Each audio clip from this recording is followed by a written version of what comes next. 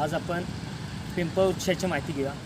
पिंपळ हा वृक्ष 24 तास ऑक्सिजन देणार आहे आणि दीर्घायुष्य वृक्ष आहे आणि आमचा सगळ्यात आवडता वृक्ष आहे तो। आपण आज पिंपळ वृक्षाचे बीज संकलन करूया। आपण या ठिकाणी पाहूया पिंपळाच्या झाडाला कशा प्रकारची फळं येतात। हे बघा, अशा पद्धतीची फळं पिंपळाच्या झाडांना येत असतात। या ठिकाणी पाहू शकता, दाखवा पुढे येऊन जरा।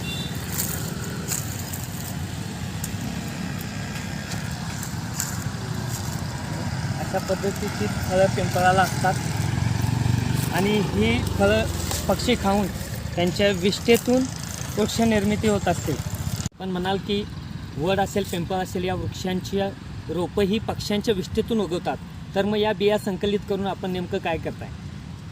खरं तर पिंपरी चिंचवडमध्ये आमच्या भगिनी वैष्णवी विनायक पाटील यांच्या आरंभ फाउंडेशन या बीज बँकेच्या माध्यमातून त्या शेकडो वृक्षांच्या बिया संकलित करत असतात आणि देशभरातील नर्सरींना त्या फ्रीमध्ये देत असतात।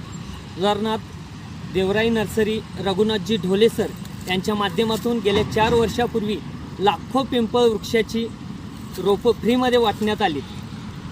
रघुनाथजी ढोले सरांच्याकडे बदक पाळलेले आहेत आणि ह्या बिया त्या बदकांच्या खाद्यामधून बदकांना खायला घालतात आणि त्यांची विष्ठा मातीमध्ये टाकून त्यांची रोपं तयार करतात। रघुनाथजी ढोले सर ही देवराई निर्माण करण्याचं काम करत असतात। आपण कोणत्याही गावातील ग्रामपंचायतचा ठराव घेऊन त्यांच्याकडे गेलात तर ते देशी 500 रोपं आपल्याला फ्रीमध्ये देतात।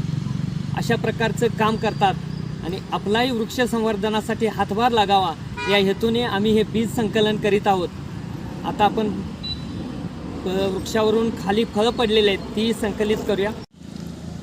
झाडाच्या खाली पिंपळाची फळं खाली पडून बियांचा सडा पडलेला आहे आणि तीही आम्ही या ठिकाणी संकलित करत आहोत। माझा मुलगा चिरंजीव शिवनंदन व शंभूराजे हे बीज संकलन करण्यासाठी मदत करत आहेत। या ठिकाणी आपण हजारो बिया संकलित केलेल्या आहेत, त्या पाहू शकता आपण।